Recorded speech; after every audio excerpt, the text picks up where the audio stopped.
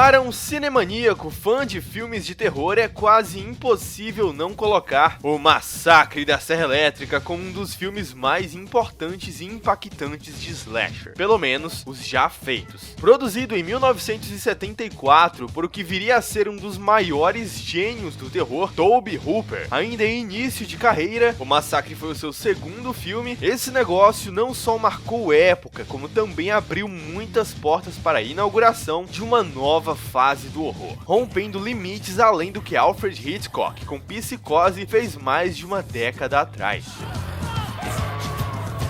Eu sou o Wes do Cinemania e agora é hora de conhecer o mais famoso filme que borrou nossas calças com baseado em fatos reais e nos apresentou o último integrante do quarteto de serial killers mais conhecido do gore: Jason Voorhees, Freddy Krueger, Michael Myers e Leatherface.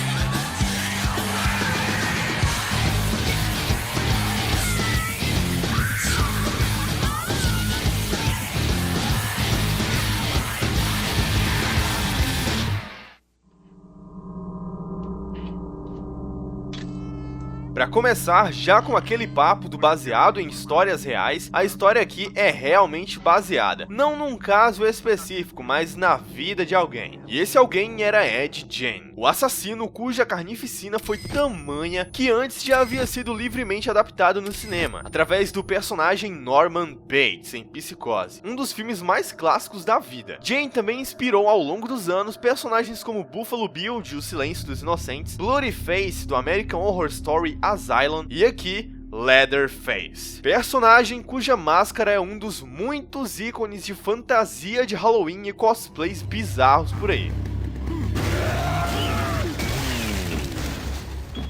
O que chama muita atenção nesse filme, e embeleza ele muito mais, já que é uma bela de uma representatividade da qualidade da obra, pela dificuldade de produzir esse negócio nessas condições, é que Tobe Hooper, além de ter uma pequena experiência em longa-metragens até o momento, tinha um dedo mindinho do pé em orçamento e atores de pouca ou nenhuma experiência no elenco. A história é sobre um grupo de 5 jovens, sendo 2 casais formados por Sally e seu namorado Jerry, e Ben e Kirk, além do irmão inválido de Sally, Franklin. Eles decidem fazer uma visita à antiga casa, agora abandonada, onde Sally e Franklin viveram a infância, numa pequena cidade do interior do Texas. E também dar uma olhada no cemitério local, se não haviam violado o túmulo de seus ancestrais, porque eles haviam recebido notícias sobre saqueamentos e profanações nos cemitérios. Eles embarcam numa van e percorrem uma estrada onde, primeiro erro, eles dão carona a um cara muito esquisito, Hitchhiker, que parece ser perigoso e imprevisível. O que ele tá fazendo com ele? Ai, meu Deus!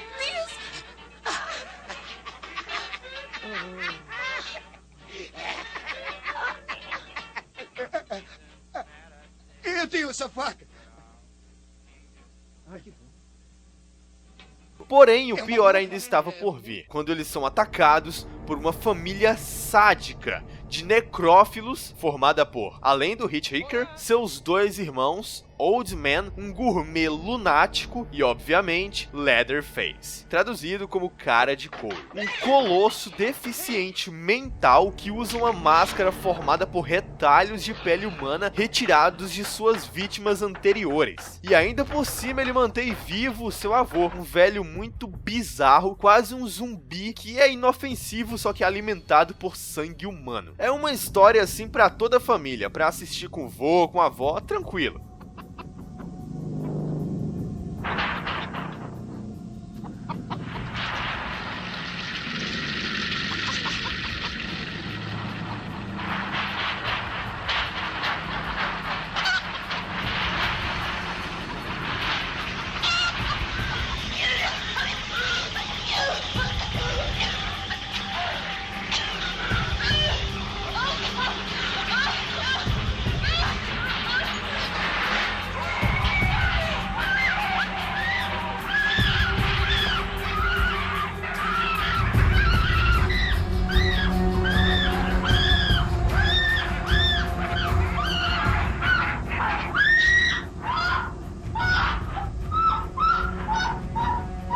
E olha como foi necessário muita criatividade para dar vida ao cenário macabro da casa do Leatherface e a família dele, um lugar que nos mostra o horror de forma mais crua e psicologicamente chocante, mexendo com a mente de vários doidos por aí, dando margem para as mais diversas interpretações do enredo.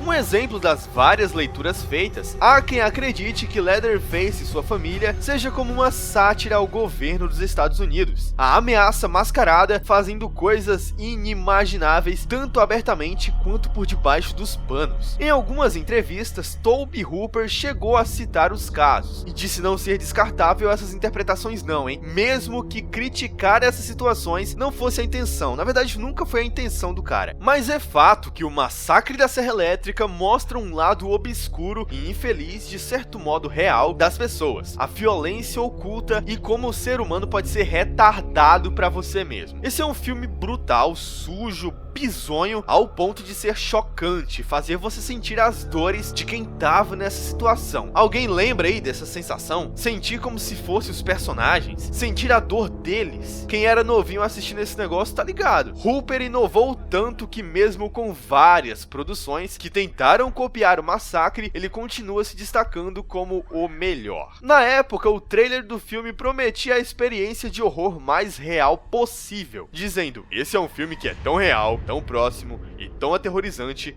quanto fazer parte de tudo. E o filme traz isso mesmo, de deixar você tenso na cadeira, no sofá, sei lá, que nenhum outro filme que eu vi depois fez, nem as pseudas continuações, tá? E isso acontece pela mistura perfeita da atmosfera, alaranjada, um clima seco e uma fotografia precária, adicionando um estilo de filmagem sóbrio, com a atuação da galera e a falta quase total de trilha sonora. Isso traz um realismo ao negócio que é impressionante.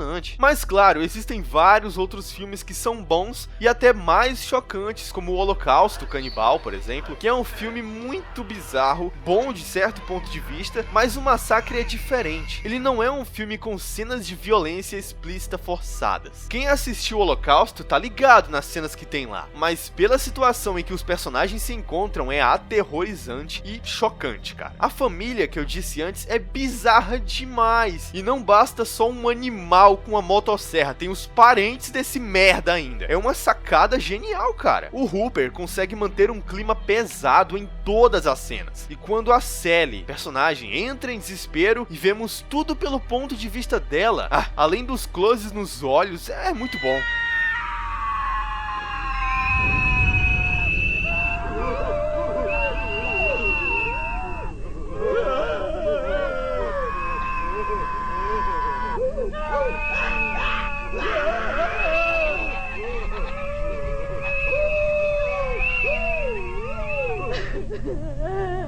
Ele gostou do seu rosto.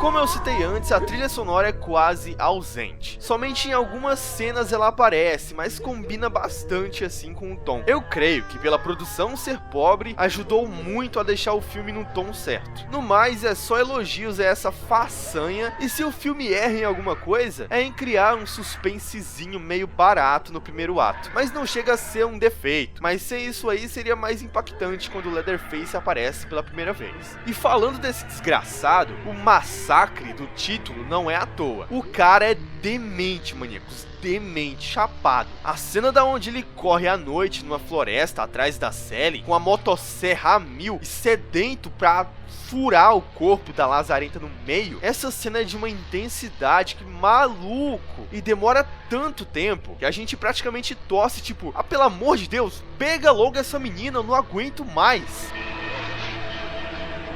O melhor de tudo é que dá pra entender que a personagem corra pela sua vida e que grite desesperadamente, porque afinal ela tá sendo perseguida por um doente que vai esquartejar ela, e outra, ninguém quer sentir a dor de uma serra cortando a sua medula óssea, jorrando sangue pra tudo quanto é lado, num grau tão elevado de violência que fica difícil imaginar a dor.